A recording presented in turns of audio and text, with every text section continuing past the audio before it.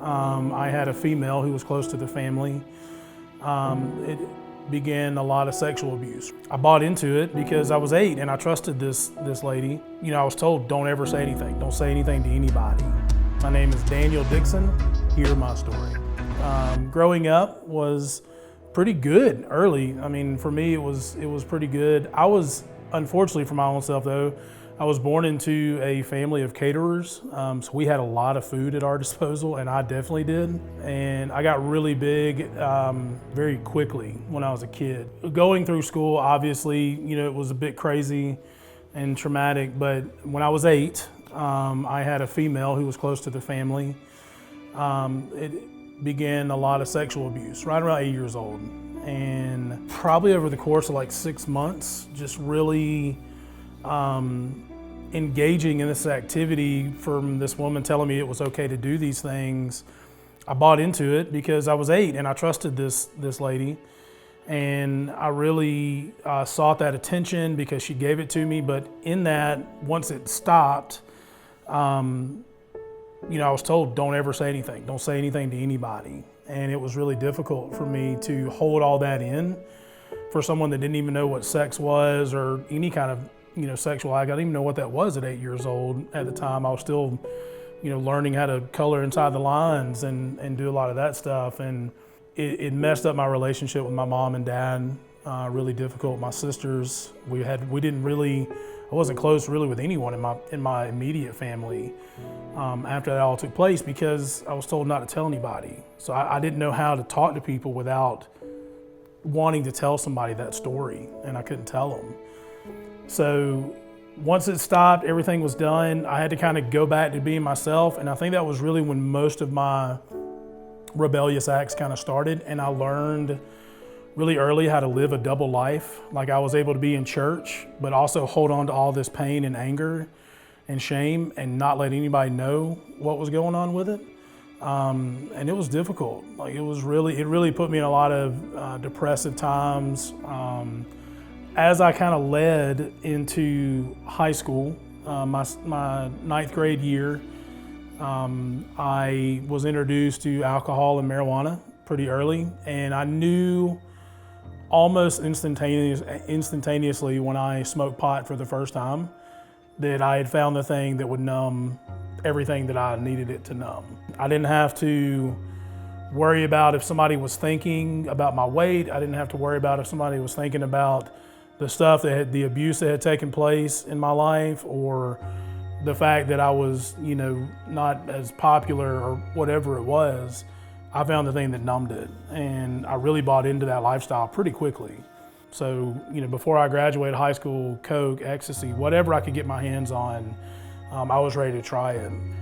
Throughout college, I flunked out 3 different times, all because I chose to go to parties or go do these other events as opposed to go to class. And so my parents finally stopped helping me for college, helping pay for college, and I began working. I began working construction all over the United States with a friend of mine and his dad's company, and got hurt while I was on the job and ended up being introduced by a friend who was on the job to the pill Oxycontin. And immediately that became the thing that numbed everything I needed it to. Like beyond what pot could, beyond what alcohol could.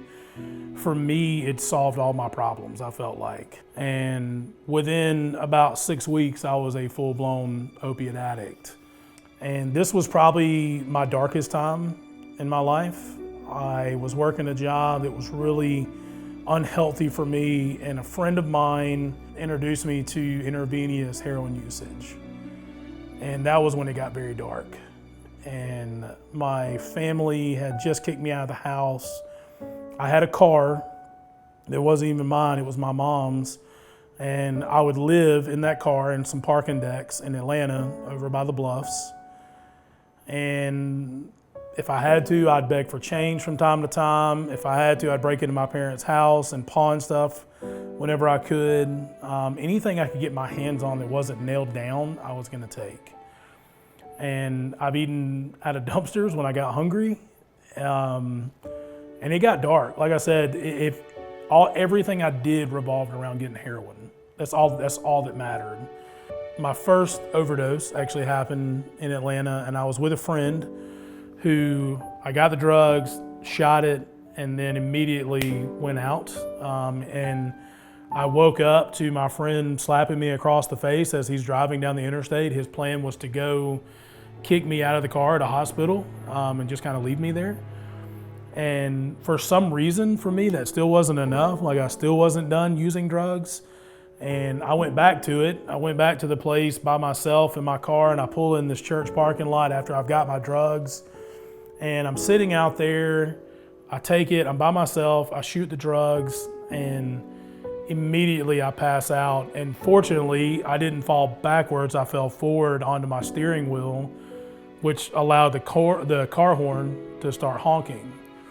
And to this day, I would love to find out who it was and maybe where they are, but there was a ministry that was going through right in this area who was doing Narcan, and happened to hear the car horn because they've been told that, like, hearing that is a good sign that somebody's overdosing, and shot me with Narcan. And that is a massive part of my rock bottom, is knowing that, like, how in the world is this one group out in Atlanta doing the one ministry that I needed?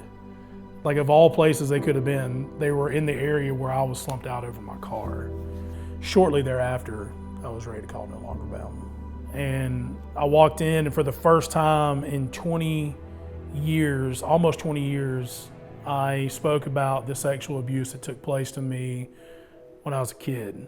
And I could still remember, like, the moment when I met God and Him literally taking the baggage that like, it was this mental picture I had of, like, seeing God come in and, like, take this baggage that was over me, almost like the Atlas statue, like this huge stone, and just, like, almost like He was like it was weightless. Like, He just picked it up and took it off of me.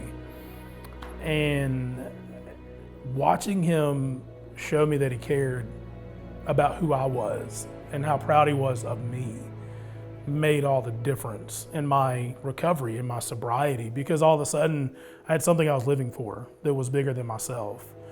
At the end of No Longer Bound, I had an assignment to where I had to write a forgiveness letter. And I still remember writing the letter to the lady that had sexually abused me all those years ago. And I wrote a letter to her, forgiving her for everything she did, and that I wasn't going to resent her anymore. And I actually was able to have a weekend pass, and I went to her doorstep and was able to go inside and forgive this lady for what she did to me all those years ago, and squash it and be done with it and not carry that burden anymore like I used to. I'd like to tell you, if you're going through something in your life with addiction, you may make some mistakes, but you are not a mistake. The biggest thing you can do and understand is that there's still hope out there. You don't have to stay in it.